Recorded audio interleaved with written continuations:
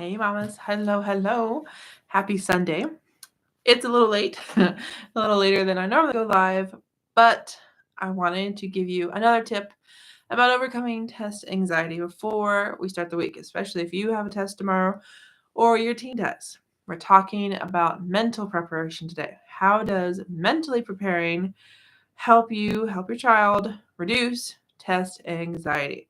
Now, before I give you my favorite tips, kind of some mental health ideas, things that really matter to thoughts and feelings, I want to know, is there something that you say to yourself before a test? Is there something that your teen does to kind of pump himself up to feel ready to be like in the right mindset? There's something you want to share. So that way, maybe some other mamas, some other teens can, borrow your ideas, try them out for themselves. Let me know what they are down below.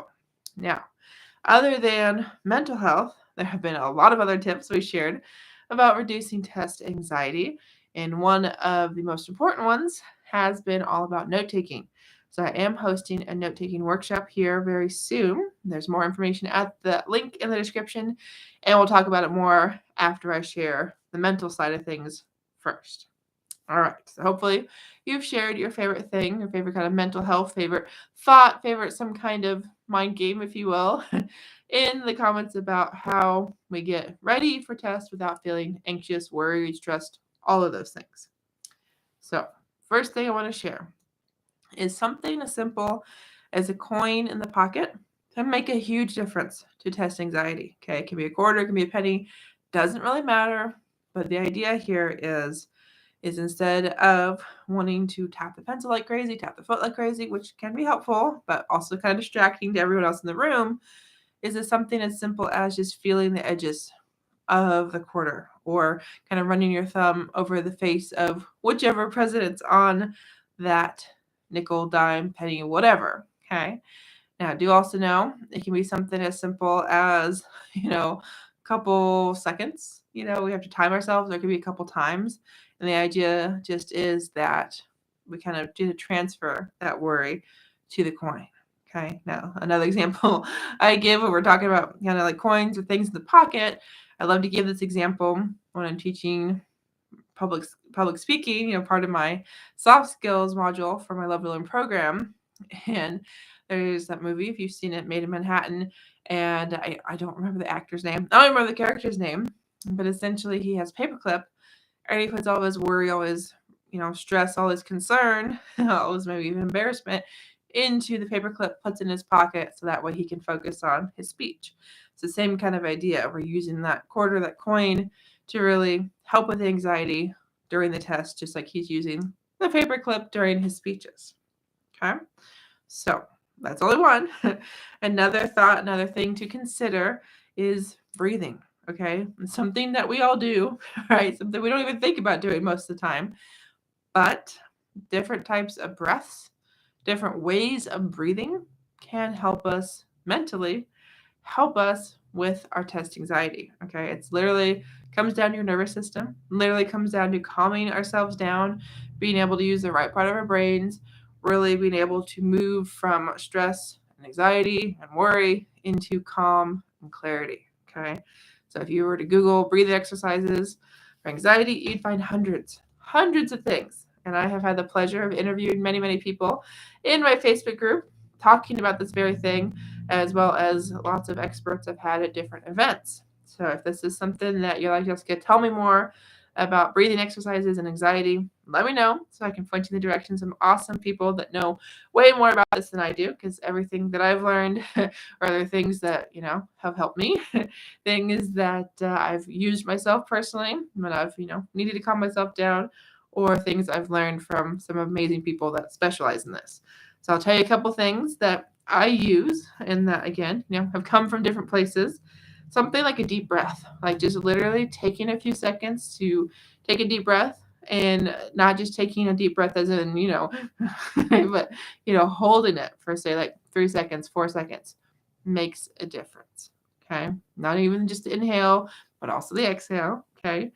And then also thinking about something like box breathing or elevator breathing. Like I said, hundreds of things. And these make a big difference when it comes to test anxiety.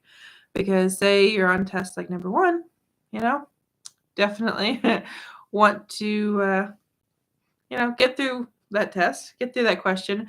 But then by test 5, we're like, I don't know, and we're just kind of starting to freak out. Then definitely bringing in this breathing can help. Okay. So more thoughts here to share with you.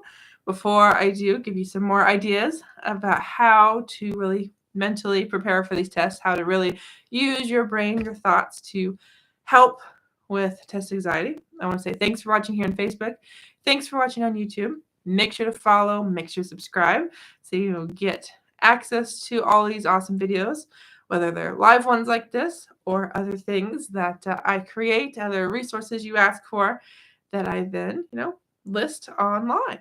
So be sure to subscribe, be sure to follow, because there's an awesome announcement coming up on my birthday all about study skills. So you're not going to want to miss it, especially if you're thinking, that note-taking workshop sounds pretty awesome.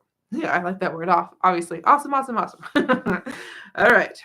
So let me see if this is something new, maybe something you haven't thought about before, but something like pacing, that's another mental tip. Okay, that's something else that you or your child can use anytime you take a test, no matter if this is something like a chapter test, a final, at the end of a semester, or even like mamas, when you're going to take like a test for your insurance license or real estate license or something certification for work, or even like renewing your license, your driver's license.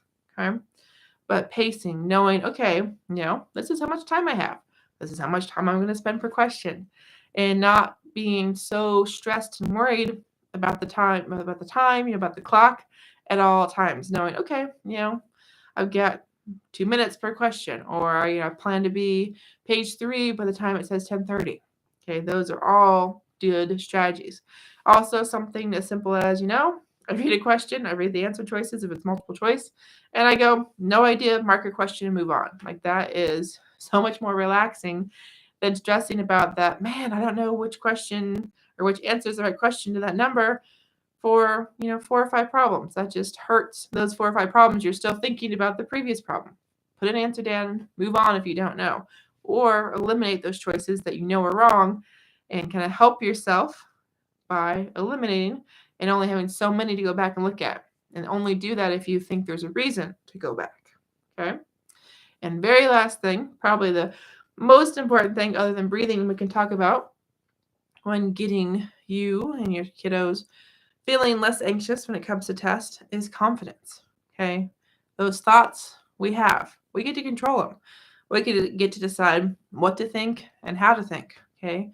If we sit down, take that test, and we're like, I'm going to fail, that's very, very different than I got this. Okay? So we really want to talk to ourselves and really have that mental conversation and get ourselves thinking the right thoughts, get our self-esteem up, right? Get that self-talk going the positive direction, and make sure that our head's in the game. Make sure we are feeling confident that we can do this, that we've studied, that we are prepared, and there's no doubt we're going to get the grade, the score that we want, that we need, we know we are capable of. So this is our tip for the day when it comes to test anxiety, and that is to mentally prepare. So mental preparedness, very, very important.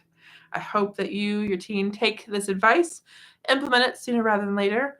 But I also want you to go to that link in the description, check out the Note-Taking Made Easy workshop so your teen can learn how to take notes, so that these 7 note-taking rules make a huge difference in your teen actually taking notes in middle school and high school and college and beyond.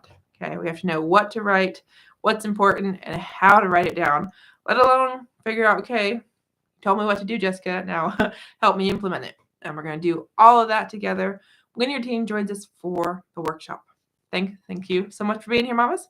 See you in the next video. We've got some little more advice about test anxiety, but these are the 4 tips we've already gone through, all about physical preparation, mental preparation, over preparing, and then note taking. So see you soon. Bye, mamas.